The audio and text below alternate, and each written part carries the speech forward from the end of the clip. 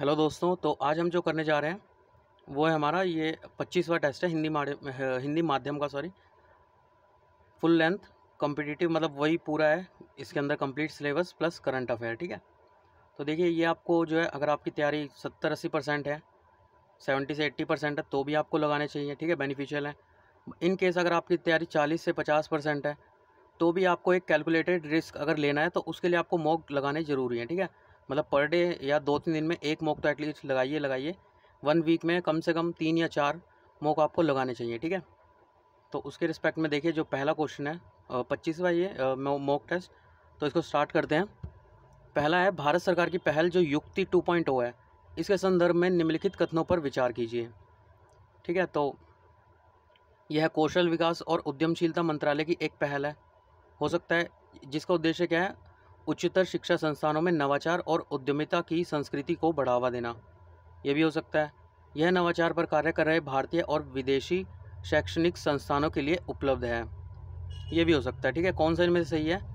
तो 2 1 3 2 3 1 2 3। ठीक है, तो वीडियो पॉज कीजिए, आंसर देखिए, मतलब दीजिए। तो इसका जो करेक्ट आंसर है वो है ए। इसमें 2 बिल्कुल ठीक है, मतलब इसका उद्देश्य क्या है, उच्चतर शिक्षा संस्थानों में नवाचार जो इनोवेशन होता है और उद्यमिता की संस्कृति को बढ़ावा देना। अब देखिए पहले दोनों क्यों गलत हैं, देखते हैं। तो युक्ति की फुल फॉर्म क्या है? तो young India combating Covid with knowledge technology and innovation. ठीक है, 2.0 इसकी फुल फॉर्म है, और ये किसके द्वारा लॉन्च किया गया? तो शिक्षा मंत्रालय के द्वारा। ठीक है, यहाँ पे जो दे रखा मंत्रालय ये नहीं, जो शिक्षा मंत्रालय है। ठीक है, उसके बाद देखिए थर्ड के अकॉर्डिंग जो है ये विदेशियों के लिए मतलब लागू नहीं है, ये केवल भारतीयों के लिए लागू हुआ है। ठीक है, अगर यहाँ की कोई मतलब इस टाइप की स्कीम है तो वो जो है नॉर्मली जो है हमारे भारतीयों के लिए ही होती है। ठीक है, उसके अलावा देखिए सेकंड क्या है, सर्पों के संदर्भ में निम्नलिखित कथनों पर विचार कीजिए। तो पहला क्या है, सभी सर्प क्या होते हैं? दिनचर होते हैं। हो सकता है सभी सर्प अनियतातापी होते हैं और उन्हें अपने शरीर के तापमान को नियंत्रित करना पड़ता है। ये भी हो सकता है सभी सर्प अपना त्वचा को जो है केचुले के रूप में छोड़ते हैं, क्योंकि यह उनके शरीर के आकार के साथ नहीं बढ़ती है। ये भी हो सकता है। तो इनमें से कौन सा कथन सही है? तो देखिए यहाँ पे जो 2 3 1 3 2 1 2 3, तो वीडियो पॉज करके आंसर दीजिए। जो इसका करेक्ट आंसर है वो है 2 और 3, दोनों बिल्कुल ठीक हैं। मतलब उनका केचुली आपको पता ही होगा, जब बड़े होते हैं उनका साइज़ तो छोड़ते हैं। ठीक है, उसके अलावा जो आपने सर्प देखा हो तो सुबह के टाइम वो ज़्यादा मतलब क्रियाशील नहीं होते, मतलब थोड़े से जब धूप में आते तो उसको जो मेंटेन करते हैं टेम्परेचर को अपने, फिर उनका बॉडी जो है वर्क करती है अच्छी तरह से। उसके अलावा सभी जो है दिनचर होते हैं, ऐसा तो नहीं है, कुछ दिनचर होते हैं, कुछ रात्रि के भी होते हैं। ठीक है, उसके अलावा देखिए अगला क्वेश्चन क्या है, निम्नलिखित देशों पर विचार कीजिए। ईरान, इराक, सऊदी अरब, जॉर्डन, उसके अलावा संयुक्त अरब अमीरात। ठीक है, तो इसके कौन से देश की जो फारस की खाड़ी है उसके साथ सीमा साझा करते हैं? ठीक है, तो कौन से हो सकते हैं? 1 3 5 1 2 3 4, सॉरी 1 3 4 5 2 3 5 1 2 3 5। तो वीडियो पॉज करके इसका आंसर दीजिए। तो देखिए इसका आंसर जो है वो डी है, मतलब जो जॉर्डन है वो सीमा साझा नहीं करता है। ठीक है, तो जो है उत्तर और उत्तर पूर्व में जो है ईरान, दक्षिण एवं दक्षिण पश्चिम में ओमान, संयुक्त राज्य अमीरात, दक्षिण पश्चिम एवं पश्चिम में कतर, बहरीन, सऊदी अरब, उनके द्वारा उत्तर पश्चिम में जो कुवैत और इराक है उसके द्वारा साझा की जाती है। ठीक है, तो थोड़ा सा आप फिगर में देखेंगे, आपके पास अगर रूम में कोई मैप लगाओ तो आप एक बार जाके उसे देख के आ सकते हैं। जॉर्डन जो है वो यहाँ पे है। ठीक है, उसके अलावा देखिए अगला क्वेश्चन क्या है, चौथा क्वेश्चन। तो अगला क्वेश्चन किसके बारे में? जो प्रधानमंत्री फसल बीमा योजना है, तो केंद्र सरकार द्वारा जो ये PMFBY, इसमें अधिक प्रभावी बनाने के लिए संशोधन किया गया। इस संदर्भ में निम्नलिखित कथनों पर विचार कीजिए। पहला, इस योजना के तहत नामांकन को सभी किसानों के लिए स्वैच्छिक कर दिया गया है। हो सकता है किसानों के हितों की रक्षा के लिए केंद्र प्रदत्त सब्सिडी पर कोई सीमा विद्यमान नहीं है। ये भी हो सकता है। उसके अलावा बीमा कंपनियों को संग्रहित किए गए कुल प्रीमियम का 0.5% जो है वो सूचना, शिक्षा और संचार गतिविधियों पर व्यय करना पड़ता है। ये भी हो सकता है। ठीक है, तो वीडियो पॉज करके बताइए कौन सा सही है। 1 2 2 3 1 3 1 2 3। ठीक है, तो इसका जो करेक्ट आंसर है वो है 1 और 3, बिल्कुल सही है। अब सेकंड में देखते हैं क्या वो है प्रॉब्लम। तो इसके अंतर्गत जो सीमा है वो जो असिंचित क्षेत्र होते हैं, मतलब जिसमें कम पानी लगता है, उसमें 30%, और जो सिंचित क्षेत्र होते हैं ना, जिसमें मतलब पानी ज़्यादा लगता है, तो उनके लिए जो है 25% सीमा निर्धारित की गई है। ठीक है, यहाँ पे कोई सीमा नहीं, यहाँ पे सीमा निर्धारित की गई है। उसके बाद देखिए अगला क्वेश्चन क्या है, तो निम्नलिखित में से कौन सी कॉफ़ी की खेती के लिए आवश्यक अनिवार्य वृद्धि दशाएं हैं। दशाएं मतलब कंडीशन है। कॉफ़ी के रोपण के समय सीधी धूप आवश्यक है। हो सकता है कॉफ़ी के पौधों को प्रचुर मात्रा में वर्षा की आवश्यकता होती है, ये भी हो सकता है। इसकी खेती के लिए लौह तत्व और पोटाश समृद्ध उपजाऊ मृदा सर्वाधिक उपजाऊ होती है। ठीक है, कॉफ़ी के पौधे जलभराव की दशा सहन नहीं कर सकते, ये भी हो सकता है। 1 2 3 4 2 3 4 1 4। ठीक है, तो जो इसका करेक्ट आंसर है, आप पॉज करके वो दीजिए, तो इसका जो करेक्ट आंसर है वो है सी। ठीक है, आप मतलब आपको कॉफ़ी ना दिमाग में आती है, आपके दिमाग में दार्जिलिंग आता होगा, है ना। तो दार्जिलिंग में क्या होता है, बारिश ज़्यादा होती है, तो वहीं से आपके ये 2 क्वेश्चन, तो प्रचुर मात्रा में वर्षा की आवश्यकता होती है, सही है। उसके अलावा जल भराव जो है सहन नहीं कर सकते हैं। ठीक है, ये मतलब ये वाला तो बिल्कुल सही हो जाएगा आपके दिमाग में। ठीक है, उसके अलावा इसमें गलत जो है वो पहला है। तो इसके लिए हमें सीधी धूप की ज़रूरत नहीं होती है। इसके लिए क्या ज़रूरत होती है, ये एक उष्णकटिबंधीय पौधा है जिसके लिए गर्मी होनी चाहिए, आर्द्रता मतलब जो पानी की कंटेंट होता है ना एयर में, मतलब जैसे बारिश जाने के बाद जो मौसम होता है उस टाइप का मौसम, और प्रचुर मात्रा में वर्षा की आवश्यकता होती है। ठीक है, अगर कुछ जो भारत की कॉफ़ी देखें तो अरेबिका, रोबस्टा और लाइबेरिका, ये तीनों हैं, जिसमें से अधिकांश जो उच्च गुणवत्ता वाली कॉफ़ी है वो है अरेबिका कॉफ़ी, जो भारत में उगाई जाती है। ठीक है, उसके बाद देखिए अगला क्वेश्चन क्या दे रखा है, सरकारी सहायक जो समितियां होती है उसके संदर्भ में निम्नलिखित कथनों पर विचार कीजिए। सहकारी समितियों के गठन का अधिकार एक मूल अधिकार है। हो सकता है संसद को बहुराज्य सहकारी समितियों को विनियमित करने हेतु विधि निर्माण की शक्ति प्राप्त है, ये भी हो सकता है। कौन सा कथन सही है, 1 2 दोनों, या ना तो 1 ना तो 2। तो इसका जो सही को आंसर है, दोनों क्वेश्चन सही है, दोनों स्टेटमेंट हमारे। ठीक है, अब देखिए 7 क्वेश्चन, तो कर्ण भौतिकी विज्ञान के संदर्भ में निम्नलिखित कथनों पर विचार कीजिए। ठीक है, तो पहला है जो CERN स्थित लार्ज हैड्रॉन कोलाइडर में एटलस और CMS प्रयोगों के द्वारा 2012 में हिग्स बोसोन कणों की खोज की गई थी, हो सकता है। उसके बाद हिग्स बोसोन अर्थात गॉड पार्टिकल, आपने सुना होगा, 1 या 2 साल पहले आया था ये न्यूज़ में, 2 साल पहले करीब आया था। यह बताता है कि कणों में द्रव्यमान क्यों नहीं होता है। ठीक है, तो कौन सा सही है, 1 2 दोनों, ना तो 1 ना तो 2। ठीक है, तो इसका जो करेक्ट आंसर है वो है दोनों, हमारी कंडीशन क्या है, सही है। तो ये क्वेश्चन बिल्कुल सही है, दोनों स्टेटमेंट 2012 में इसकी खोज की गई थी। ठीक है, उसके अलावा देखिए राज्यसभा के महासचिव के संदर्भ में निम्नलिखित कथनों में कौन सा कथन सही है, तो उसे राज्यसभा के सभापति द्वारा नियुक्त किया जाता है। हो सकता है वह जो सदन होता है उसके अभिलेखों का जो अभिरक्षक होता है वो होता है। ठीक है, तो ये भी हो सकता है। कौन सा सही है, 1 2 दोनों, ना तो 1 ना तो 2। तो इसका जो करेक्ट आंसर है वो है, दोनों स्टेटमेंट हमारी बिल्कुल सही है। ठीक है, उसके बाद देखिए अहोम जो राजवंश है उसके संदर्भ में निम्नलिखित कथनों में से कौन सा जो है सही है। तो पहला, अहोम राजवंश एकमात्र राजवंश था जो मुगलों द्वारा अपराजित रहा मतलब जिसे कोई जीत नहीं पाया। अहोम राजा पाइक के नाम से जाने जाने वाले बेगारों पर निर्भर थे। हो सकता है अहोम राजाओं द्वारा जंगली हाथियों को पकड़ना शाही एकाधिकार घोषित किया गया था, ये भी अगेन हो सकता है। तो 1 2 दोनों, 2 3 1 2 3 1 3। तो वीडियो पॉज करके आंसर दीजिए। तो इसका जो करेक्ट आंसर है वो है 2 और 3 बिल्कुल इसमें सही थे। तो जो फर्स्ट स्टेटमेंट है इसमें जो है 1662 में जो मीर जुमला के नेतृत्व में जो है मुगलों ने अहोम राज्य पर आक्रमण किया था और यहाँ पे उनकी पराजय हुई थी, जो अहोम वो था राजवंश। ठीक है, तो ये स्टेटमेंट हमारा गलत है।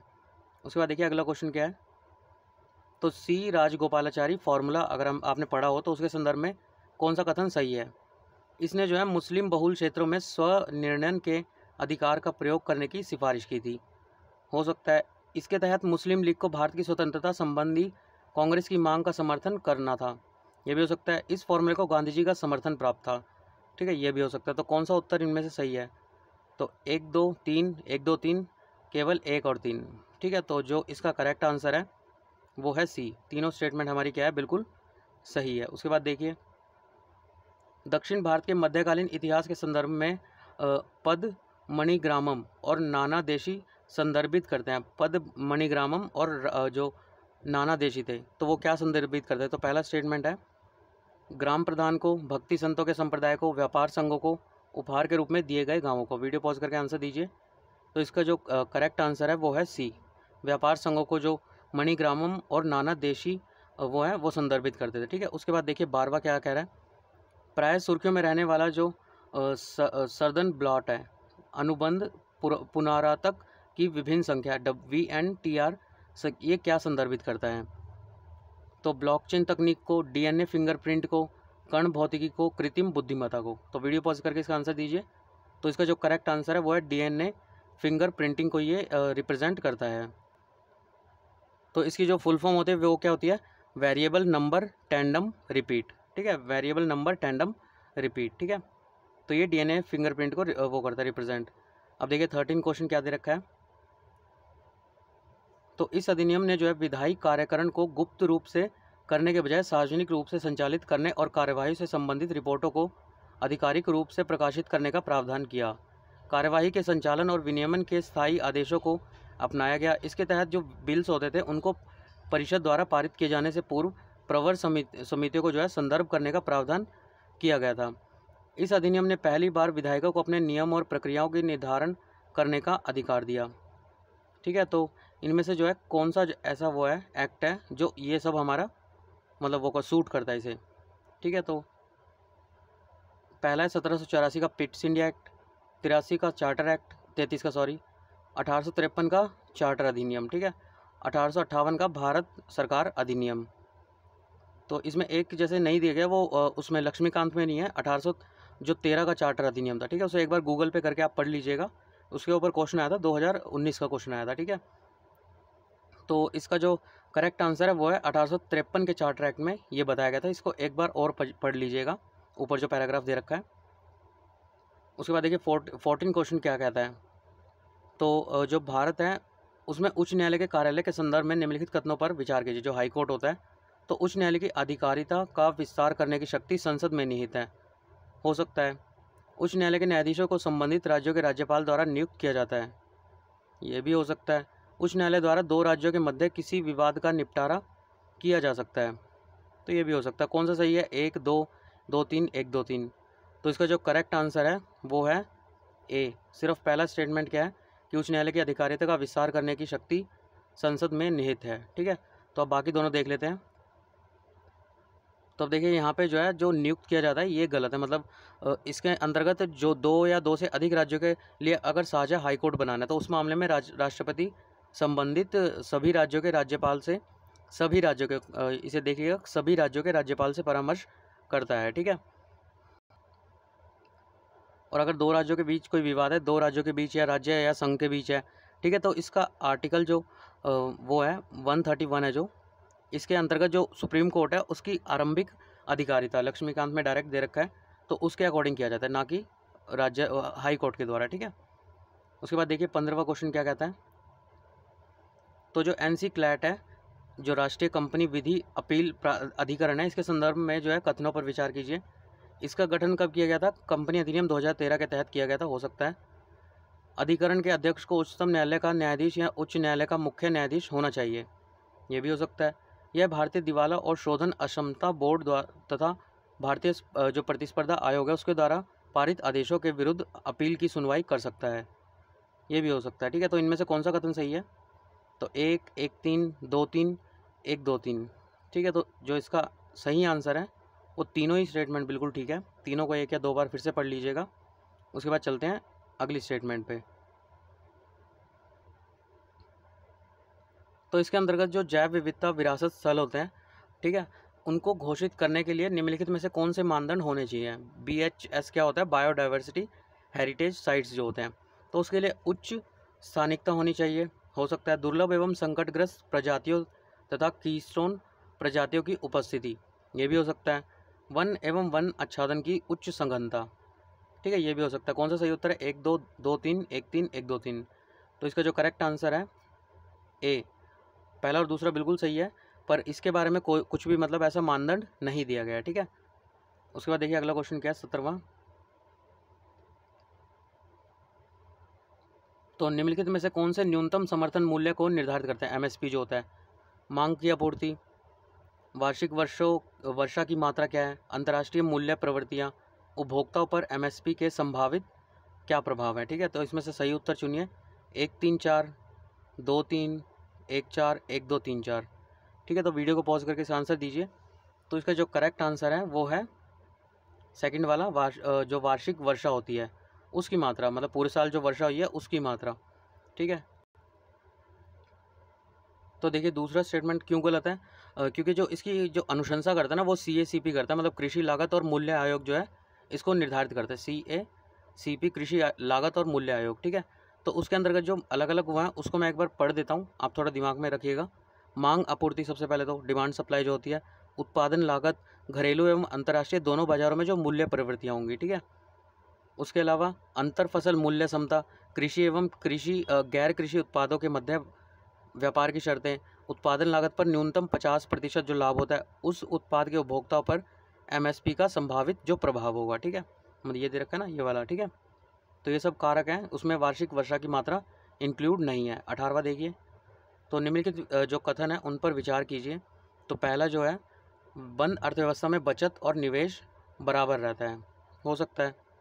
खुली अर्थव्यवस्था में बचत सदैव निवेश से अधिक होगा, ये भी हो सकता है। तो कौन सा इसमें सही है? 1 2 दोनों, ना तो 1 ना तो 2। तो इसका जो करेक्ट आंसर है वो है केवल 1। ये बिल्कुल ठीक है। जैसे कि आप मान के चलिए मैंने आपको 100 रुपये दिए, ठीक है, उसके अलावा मैंने कहा कि आप कहीं से कोई भी पैसा लेंगे और आप इसको मतलब या तो सेव कर सकते हैं या निवेश कर सकते हैं। तो आपकी जो बचत होगी इसी 100 रुपये में से होगी। तो वो मान लीजिए आपको मैंने 10 दिन तक पैसे नहीं दिए, ठीक है, तो वो बचत किसके बराबर हो जाएगी? निवेश के बराबर। ठीक है, अगर इसके रेस्पेक्ट में मैं आपसे कह सकता हूँ कि आप किसी अपने दोस्त या फैमिली से पैसे ले सकते हैं। ठीक है, तो उसमें क्या होगा, जो बचत है मान लीजिए 100 रुपये है, तो सदैव जो है निवेश से अधिक होगी। तो ऐसा 100% तो होगा नहीं कि ये जो आप निवेश कर रहे हो 100 रुपये से वो आपके पास सदैव ये रहे। ठीक है, तो इसमें जो है देखिए, जब भी कोई अगर स्ट्रांगली रिकमेंड की जाए कोई स्टेटमेंट, तो उसके थोड़े बहुत चांसेस होते हैं कि, मतलब थोड़े बहुत नहीं, ज़्यादा चांसेस होता है कि वो गलत होता है। ठीक है, तो सदैव ही निवेश से अधिक होगी ऐसा कोई ज़रूरी तो नहीं है, क्योंकि अगर इकोनॉमी में देखें तो हम नेगेटिव में भी जाता है, पॉजिटिव में भी जाता है ना, ऊपर नीचे जाता ही रहता है। तो इसमें जो है बचत सदैव निवेश से अधिक नहीं होती है। ठीक है, सदैव मतलब यहाँ पे भी कैन का यूज़ किया गया है, मतलब ऐसा हो भी सकता है, नहीं भी हो सकता है। ठीक है, तो ये अगर स्ट्रांगली कहा गया है तो ये गलत है। इसकी जो सही स्टेटमेंट है, बचत सदैव निवेश से अधिक नहीं होती है। ठीक है, कम भी हो सकती है। भारत में क्रांतिकारी आंदोलन के लिए मूल ग्रंथ के रूप में कार्य करने वाली पुस्तक बंदी जीवन वो किसके द्वारा लिखी गई थी? तो राम प्रसाद बिस्मिल, शचीन्द्र नाथ सान्याल, योगेश चटर्जी, सूर्य सेन। तो वीडियो पॉज करके इसका आंसर दीजिए। तो इसका जो करेक्ट आंसर है शचीन्द्र नाथ सान्याल, इनके द्वारा लिखी गई थी बंदी जीवन। ठीक है, उसके बाद अगला क्वेश्चन क्या है, निम्नलिखित कथनों पर विचार कीजिए। तो पहला स्टेटमेंट क्या है, प्रकाश तरंगे अनुदैर्ध्य तरंगे होती है, हो सकता है। दृश्य प्रकाश की फोटोन ऊर्जा अवरक्त विकिरण से अपेक्षाकृत कम होती है। प्रकाश के प्रकीर्णन के कारण सूर्यास्त और सूर्योदय के समय जो सूर्य होता है वो लाल दिखाई देता है, हो सकता है। प्रकाश की तरंग दैर्ध्य जितनी कम होती है यह उतना ही अधिक अपवर्तित होता है। ठीक है, बेसिक अगर आपने साइंस पढ़ी होगी तो इसमें से कुछ आपको स्टेटमेंट समझ आ रही होगी। ठीक है, तो 1 2 3 4 1 3 2 3 4।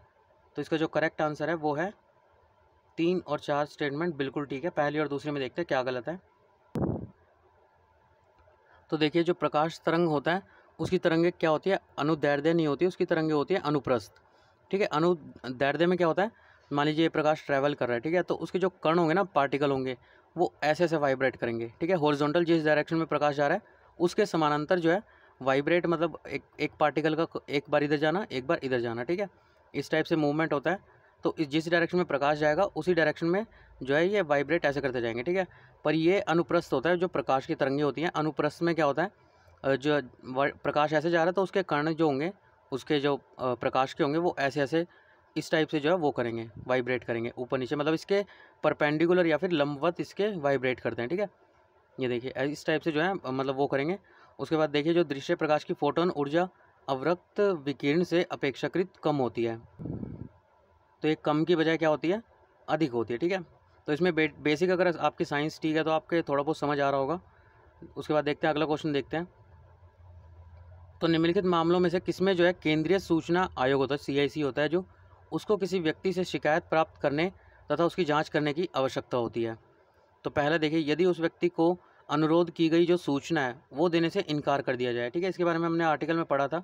अगर सूचना देने से इनकार कर दिया जाए, ठीक है, या फिर यदि उस व्यक्ति को विनिर्दिष्ट जो समय सीमा है उसके भीतर सूचना के लिए अनुरोध का उत्तर नहीं दिया गया हो। यदि वह व्यक्ति विश्वास करता है कि उसे प्रदान की गई जो सूचना है वो अपूर्ण, भ्रामक या मिथ्यापूर्ण है।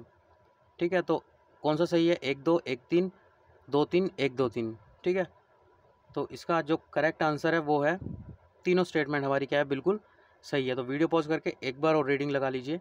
कुछ नहीं पता, क्या पता है इसी टाइप के क्वेश्चन आपको, किस्मत अगर अच्छी हो तो इन्हीं में से ही कोई आ जाए। ठीक है,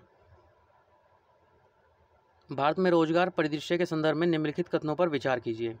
ठीक है, जो हम मतलब ये कर रहे हैं ये मैं इसलिए करवा रहा हूँ ताकि आप घर पे बैठ के एक तरह से ये मॉक वो चल रहा है, आपका टेस्ट चल रहा है ना, क्योंकि मैं वीडियो जब आंसर देता हूँ उससे पहले एक पॉज लेता हूँ जिसमें बोलता हूँ कि वीडियो पॉज करके आंसर दीजिए, तो वहाँ पे आप अपने टिक लगा सकते हैं। ठीक है, मतलब अगर 100 क्वेश्चन, अगर 5-7 आपने मॉक लगा ली, थोड़ा कॉन्फिडेंस आ जाएगा, उसके बाद खुद ही आप गूगल से डाउनलोड करके जो है उसका सॉल्यूशन खुद भी कर सकते हैं ना। तो 30-35 करके जाइए, उसके अलावा देखते हैं कितने कर पाते हैं।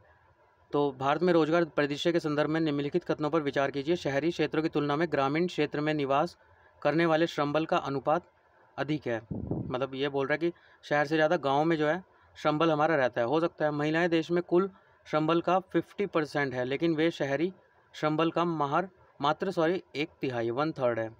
ठीक है, तो आपको वैसे पता चल ही गया होगा कि कुल श्रम बल का 50% महिलाएं नहीं होगी, है ना। उसके अलावा गांव में ज़्यादा श्रम बल है, ये भी गलत है। दोनों ही स्टेटमेंट हमारी क्या है, गलत है। पर अगर हम देखें पॉपुलेशन वाइज तो हमारे गांव में क्या आ जाते हैं, ज़्यादा पॉपुलेशन है ना, शहरों में कम है। अगर मेट्रो सिटीज़ देखें तो कुछ ही है, दिल्ली हो गया, ये हमारा जैसे मुंबई हो गया, मतलब इस टाइप से बड़ी बड़ी हैं। पर हमारे देखा जाए तो गाँव की जनसंख्या काफ़ी ज़्यादा है। ठीक है, इसकी वजह से क्या है कि हमारे जो गाँव है उसमें निवास करने वाले जो श्रम बल है उसका अनुपात अधिक है। ठीक है, तो इसका जो स्टेटमेंट 1 है वो बिल्कुल सही है। ठीक है, सेकंड स्टेटमेंट में क्या है, तो अगर देखें हम तो श्रम बल में लगभग 70% पुरुष है और शेष क्या है, इसमें महिलाएं हैं। ठीक है, ग्रामीण क्षेत्र में जो महिला श्रमिक है उसका कुल श्रम बल का 1/3 क्या है, महिला है गाँव में। और शहरों में देखें हम तो महिलाएं सिर्फ 20% जो है वो महिलाएं हैं गाँव में, शहरों में, सॉरी। ठीक है, उसके बाद देखिए अगला जो है भारत वन स्थिति रिपोर्ट 2019 ISFR 2019, तो इसके संदर्भ में निम्नलिखित कथनों पर विचार कीजिए।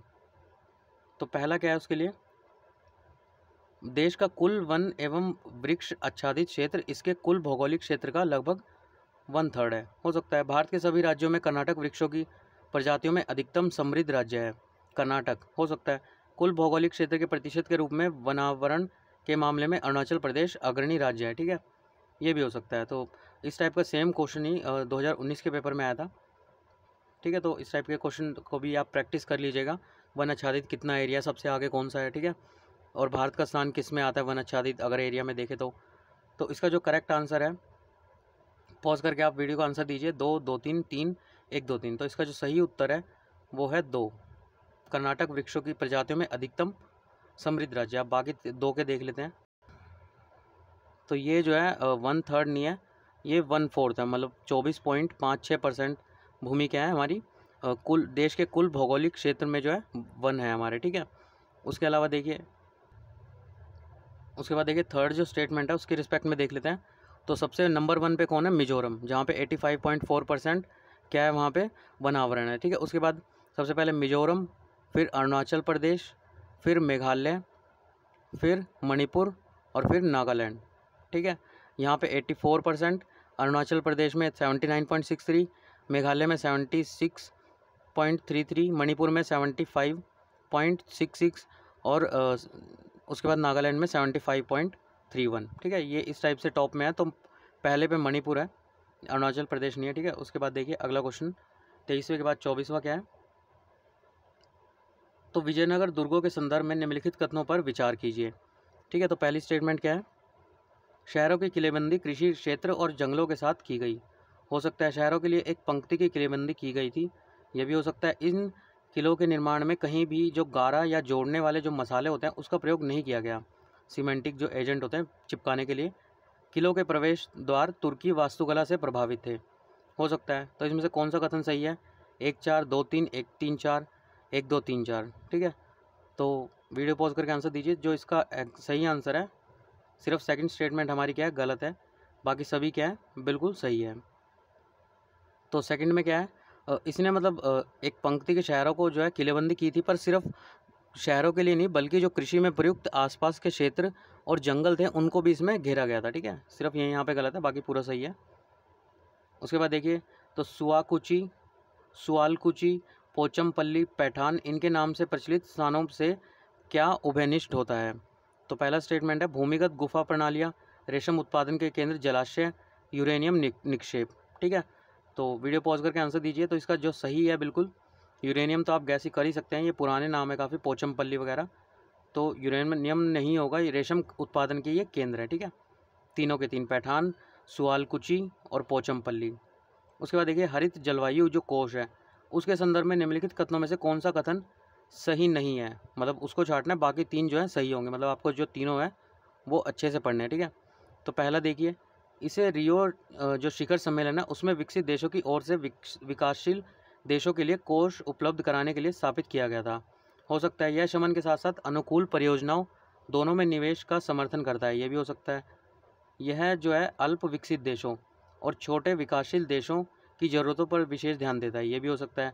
यह संस्थान निवेशकों और वित्तीय संस्थान के माध्यम से सार्वजनिक क्षेत्र के साथ साथ निजी क्षेत्र में भी निवेश देता है। ठीक है, तो जो इसका करेक्ट आंसर है वो है, इसमें सिर्फ पहली स्टेटमेंट क्या है गलत है, बाकी सब क्या है सही नहीं है। तो ये स्टेटमेंट सही नहीं है, बाकी सब सही है। तो आपको ध्यान किन पे देना है? इन तीनों पे देना है, अच्छे से पढ़ना है इन्हें। ठीक है, तो पहले स्टेटमेंट में क्या गलत था? तो इसे वर्ष 2010 में जो UNFCCC है, संयुक्त राष्ट्र जलवायु परिवर्तन फ्रेमवर्क सम्मेलन है, उसके द्वारा इसके जो काकून जो मैक्सिको में था उस शिखर सम्मेलन के दौरान स्थापित किया गया था। ठीक है, काकून शिखर जो GCF की स्थापना है, जो GCF की स्थापना है उसको 2010 में UNFCCC के वित्तीय तंत्र के तहत विकसित देशों की ओर से विकासशील देशों को धन उपलब्ध कराने के लिए किया गया था, ताकि वे जलवायु परिवर्तन का शमन कर सके और जलवायु परिवर्तन से उत्पन्न होने वाले व्यवधानों के लिए अनुकूल बन सके। ठीक है, इसी वजह से हमारा जो ए है वो बिल्कुल गलत है। उसके बाद देखिए 27वां, तो भारत के परिवहन नेटवर्क के संदर्भ में निम्नलिखित कथनों पर विचार कीजिए। तो पहला स्टेटमेंट क्या है? ग्रामीण सड़कें भारत में जो सड़क जाल है उसकी अधिकतम लंबाई का गठन करती हैं, हो सकता है। उसके अलावा सेकंड क्या है? भारतीय रेल परिवहन विश्व का सबसे बड़ा मालवाहक है, ये भी हो सकता है। तीसरी सबसे बड़ी घरेलू विमानन बाजार के साथ भारत सर्वाधिक तेज़ी से बढ़ते विमानन बाजारों में से एक है, ये भी हो सकता है। तो कौन सा सही है? 1 2 3 1 3 1 2 3। ठीक है, तो इसका जो करेक्ट आंसर है पहला और तीसरा स्टेटमेंट बिल्कुल ठीक है, सी हमारा आंसर होगा इसका। दूसरे में क्या गलत है? तो ये जो है सबसे बड़ा तो है, पर यात्री जो वाहक होते हैं उसमें सबसे बड़ा है, और अगर मालवाहक में देखें तो इसका नंबर किस पे आता है? 4th नंबर पे आता है। ठीक है, अब देखिए उसके बाद 28वां क्वेश्चन जो है, तो इसके अंतर्गत जो क्वांटम की डिस्ट्रीब्यूशन है, ठीक है, उस जो वो पद है प्राय किस संदर्भ में प्रयोग किया जाता है? तो सुरक्षित संचार नेटवर्क, माइक्रोकॉन्ड्रिया रोगों के निवारण हेतु जीन थेरेपी, सौर ऊर्जा के उत्पादन, खाद्य सुरक्षा, अवसंरचना। ठीक है, तो आपने अगर करंट अफेयर डेली पढ़े हो तो कहीं ना कहीं आपने पढ़ा होगा। तो इसका जो एग्जैक्ट आंसर है वो है सुरक्षित संचार नेटवर्क, इसका बिल्कुल सही आंसर है। ठीक है, उसके बाद देखिए प्राय सुर्खियों में रहने वाला डीप फेक, ये क्या होता है? डीप फेक, तो यह मूल्य उत्पादों की तरह दिखने वाले नकली उत्पादों का विनिर्माण है, हो सकता है।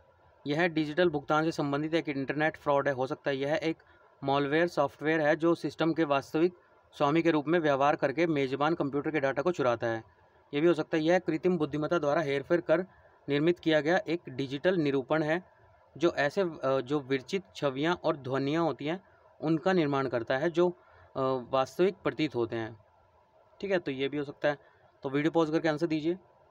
तो इसका जो करेक्ट आंसर है वो है डी।